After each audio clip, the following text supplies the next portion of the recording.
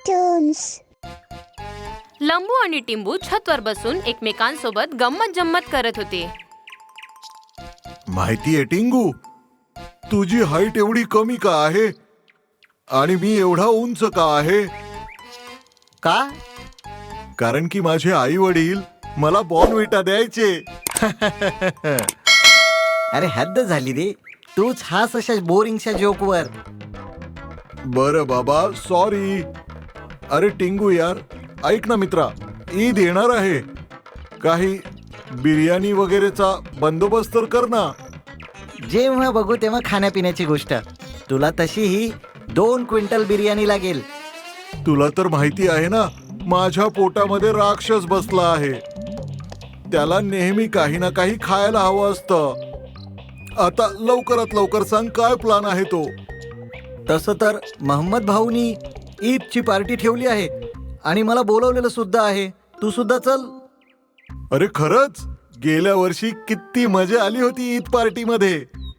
हो, ह्या वेळी सुद्धा तयारी कर ना. दोघं खूप नाचूया, गाऊया, खाऊया, पिऊया आणि मज्जा करूया. ईदचा दिवस येतो आणि दोघं कुर्ता पैजामा घालून ईद पार्टीमध्ये जातात. लंबू सगळ्यांना नमस्कार करतो. अरे लंबू, हे काय करतोयस तू? नमस्ते नाही, सगळ्यांना वाकून सलाम कर. किती वेळा तुला अदब शिकवावी लागेल. उर्दूमध्ये बोल, सलाम वालेकुम. अरे विसरूनच गेलो होतो मी. तसंही जास्त वाकलो तर कुर्ता फाटून जाईल माझा. तसंही माझ्या साईजचं काहीच मिळत नाही मला. तू कधी नाही सुधारणार. अरे किती वेळा सांगितलंय, तुझ्या साईजचं काहीच रेडीमेड नाही मिळत. नेहमी शिवून घेत जा आणि फक्त तू रेडीमेड कपडे विकत घेत जा आणि ते तुझ्या साईजमध्ये मिळत सुद्धा नाहीत. अरे आता देवाने मला साबू सारखा बनवलाय, तर मी त्याला काय करू? लंबू वाकून सगळ्यांना सलाम वालेकुम करतो. सलाम वालेकुम भाई, ईद मुबारक हो. लंबू अचानक वाकून अक्रमला गळा भेट देतो. थोड्याच वेळाने सगळी जण लाईनीत बसून जेवायला बसतात. मी सुद्धा जेवायला बसू का? नाही, आधी बाकीच्यांना तर खाऊ दे. बरं बरं, ठीक आहे बाबा. डोळे नको दाखवूस मला. आधी सगळ्यांना वाढूया. थोड्याच वेळाने सगळी जण लाईनीत बसतात. लंबू, टिंगू आणि मोहम्मद सगळ्यांना जेवायला वाढतात. किती चांगला सुगंध येतोय. तू फक्त हेच करत बस. अरे आता नाक थोडीच बंद करू शकतो मी. थोड्याच वेळाने मागून माईकवर अनाउन्समेंट होते. थोड्याच वेळात सगळ्यांनी मॉलमध्ये एकत्र व्हा. कव्वाली नाईट चालू होणार आहे. यावेळेस आम्ही ठरवलेलं आहे की बेस्ट डान्सर आणि सिंगर यांना अवॉर्ड देणार आणि सोबतच 10,000 रुपयांचं बक्षीस पण. हे ऐकताच लंबू आश्चर्यचकित होतो. अरे टिंगू, 10,000 रुपये? हो, ऐकलंय मी. पण त्याच्यासाठी नाचायला आणि गायला यायला पाहिजे आणि मला तर दोन्ही नाही येत. तू तर मला प्रत्येक गोष्टीत डिमोटिवेट करत असतोस.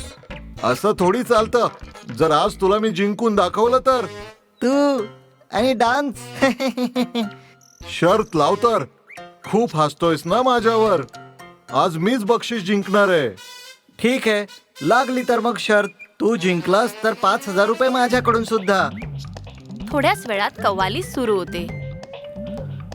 मेरी जौहर जफी, तुझे मालूम नहीं, तू अभी तक है हसी और मैं जवान.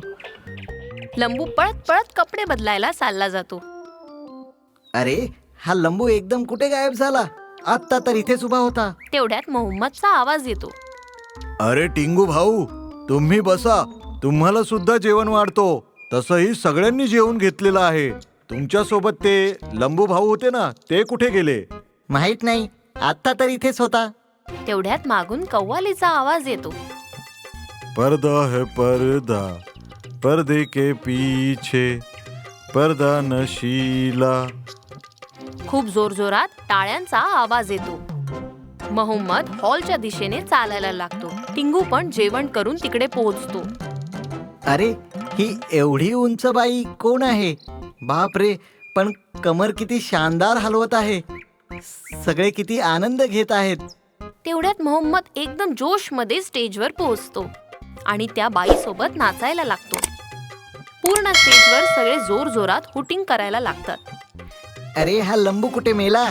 एकतर सांगत होता की खूप जास्त भूक लागलेली आहे आणि दुसरीकडे कुठेतरी गायब झाला. तिसरी कव्वाली सुरू होते. हमें जिंदा रहने दो ए हुस्न वालो. उंच बाई जोरजोरात नाचायला लागते आणि नाचता नाचता एक संत्र खाली पडतं. टिंकूची नजर तिकडे जाते. अरे हा तर लंबू आहे. अरे देवा, याने तर पै जिंकण्याची गोष्ट केली होती. लंबू अजूनही त्याच्या मस्तीत जोरजोरात नाचत असतो. मोहम्मद टिंगू जवळ येतो. टिंगूबाई, आज ईद आहे. तुमच्याकडे काही मागितलं तर द्याल मला? असं काय बोलत आहात तुम्ही भाई? बोला ना फक्त. ती जी उंच मुलगी नाचत आहे ना, ती मला पहिल्याच नजरेत आवडली आहे. माझ्यासोबत लग्नाची बोलणी करा ना तिची. हे ऐकताच टिंगू जोरजोरात हसायला लागतो. तुम्ही हसत का आहात भाईजान? नाही, मी विचार करत होतो. तुमच्यासाठी तर खूपच लंबू आहे ना ती. मोहब्बतमध्ये नाही बघितलं जात भाईजान, पण किती सुंदर आहे ना ती. ठीक आहे भाईजान, या मोहब्बतला मी अंजामपर्यंत नक्की पोहोचवेन. टिंगू मनातल्या मनात खूप हसतो.